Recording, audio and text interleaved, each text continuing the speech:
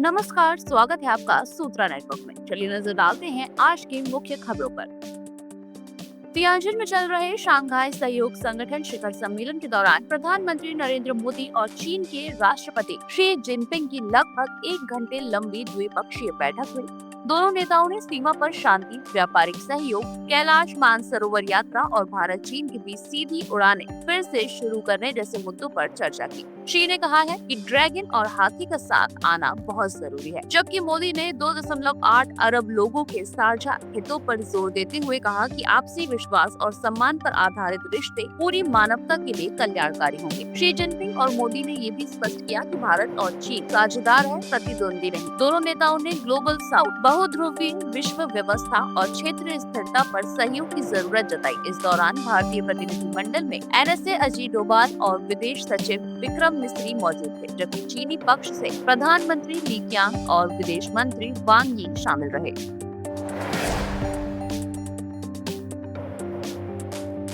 पूर्वी अफगानिस्तान में पाकिस्तान सीमा के पास आए 6.0 तीव्रता के भूकंप ने भारी तबाही मचाई है। देर रात आए इस भूकंप में अब तक 622 से ज्यादा लोगों की मौत और करीब 1300 लोग घायल हो चुके हैं। सबसे ज्यादा नुकसान कुनार और नंगरहार प्रांतों में हुआ है, जहां कई गांव पूरी तरह तबाह हो गए। तालिबान सरकार और स्थानीय आपदा प्रबंधन एजेंसियों का कहना है कि राहत बचाव कार्य जारी है और मृतकों व घायलों की संख्या और बढ़ सकती है। भूकंप का केंद्र नंगरहार प्रांत के जलालाबाद शहर से लगभग 27 किलोमीटर दूर और सिर्फ 8 किलोमीटर की गहराई में था, जिससे नुकसान और बढ़ गया। जलालाबाद एक भूमि आबादी वाला व्यापारिक शहर है, जिसके आसपास मिट्टी और लकड़ी से बने कमजोर मकान बड़ी संख्या में ढह गए। इससे पहले 2023 में भी अफगानिस्तान में 6.3 तीव्रता का भूकंप आया था, जिसमें हजारों लोगों की जान गई थी।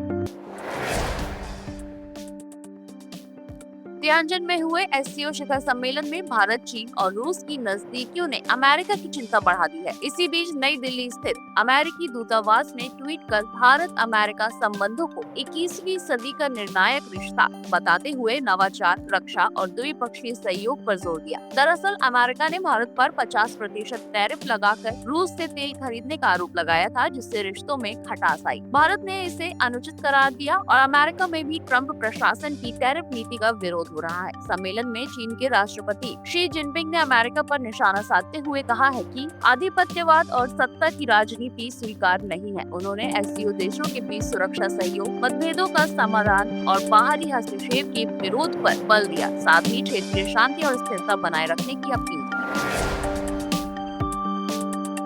सपा अध्यक्ष अखिलेश यादव ने उत्तर प्रदेश पंचायत चुनाव से पहले AI से डुप्लीकेट मतदाताओं की पहचान की प्रक्रिया पर चुनाव आयोग को घेरा है। उन्होंने तंज कसते हुए पूछा कि जब आयोग AI से 1.25 करोड़ वोटरों का घपला पकड़ सकता है, तो उनकी ओर से दिए गए 18,000 एफिडेविट का जवाब क्यों नहीं दे सकता, जिनमें से केवल 14 का ही आंशिक जवाब मिला है। निर्वाचन आयोग जिलाधिकारियों को निर्देश दिए हैं कि AI और PLO की मदद से ऐसे नाम हटाए जाएं जो 1 से अधिक ग्राम पंचायतों में दर्ज है। इस प्रक्रिया से करीब 1.25 करोड़ वोटरों के नाम सूची से हटेंगे। अखिलेश ने आरोप लगाया है कि 2022 के चुनाव में साजिश के तहत मतदाताओं के नाम काटे गए थे और भाजपा आयोग व अधिकारियों की मिलीभगत रही है।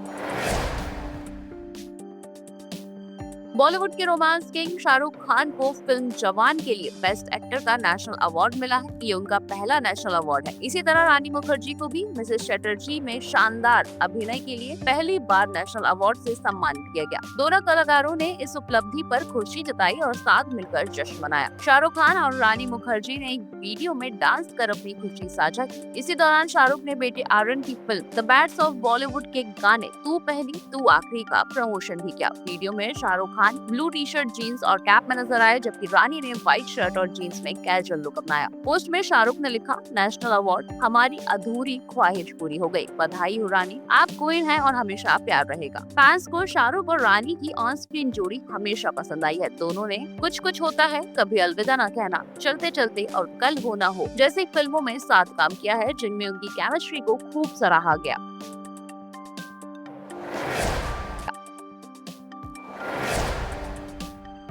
हफ्ते के पहले कारोबारी दिन शेयर बाजार में जबरदस्त तेजी देखने को मिली। बीएसई सेंसेक्स 368 अंक उछलकर 80,178 पर और एनएसई निफ्टी 112 अंक चढ़कर 24,539 पर पहुंच गया। इन्फोसिस, बजाज फाइनेंस, टेक महिंद्रा, अडानी पोर्ट्स और पावर ग्रिड के शेयरों में अच्छी मजबूती दर्ज की गई, जबकि मारुति, हिंदुस्तान यूनिलीवर, सन फार्मा, रिलायंस और आईटीसी के शेयरों में हल्की गिरावट आई। एक्सपर्ट्स का मानना है कि भारत की 7.8% जीडीपी ग्रोथ और अमेरिका में ट्रम्प टैरिफ को अदालत द्वारा गैर कानूनी ठहराए जाने जैसे फैसले निवेशकों के लिए सकारात्मक संकेत हैं। वहीं चीन, भारत, रूस की बढ़ती नजदीकियां वैश्विक शक्ति संतुलन को बदल सकती हैं, जिससे भारत जैसे उभरते बाजारों को फायदा मिलेगा।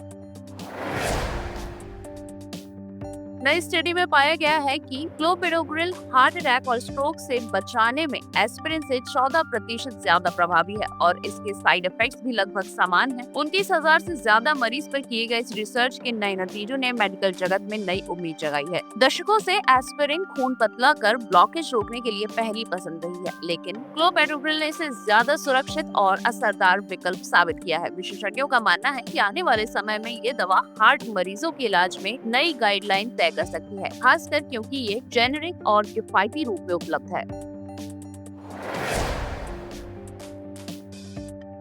भारत ने ई सिम स्कैम को लेकर अलर्ट जारी किया है। ठग नकली ई सिम एक्टिवेशन लिंक भेजकर यूजर का सिम डिसेबल कर देते हैं और नेटवर्क अपने कंट्रोल में ले लेते हैं। इसके बाद सभी कॉल, एसएमएस और बैंकिंग ओटीपी उनके पास पहुंचने लगते हैं, जिससे वे बिना ओटीपी डाले ही अकाउंट से पैसे निकाल लेते हैं। हाल ही में एक केस में 4 लाख रुपए की ठगी हुई। I4C ने सलाह दी है कि संदिग्ध कॉल या लिंक पर क्लिक ना करें। ई सिम केवल आधिकारिक चैनलों से ही एक्टिवेट करें और नेटवर्क गायब होते ही तुरंत बैंक व टेलीकॉम कंपनी से संपर्क करें। डिजिटल ट्रांजैक्शन बढ़ने के साथ इस तरह के साइबर फ्रॉड तेजी से बढ़ रहे हैं।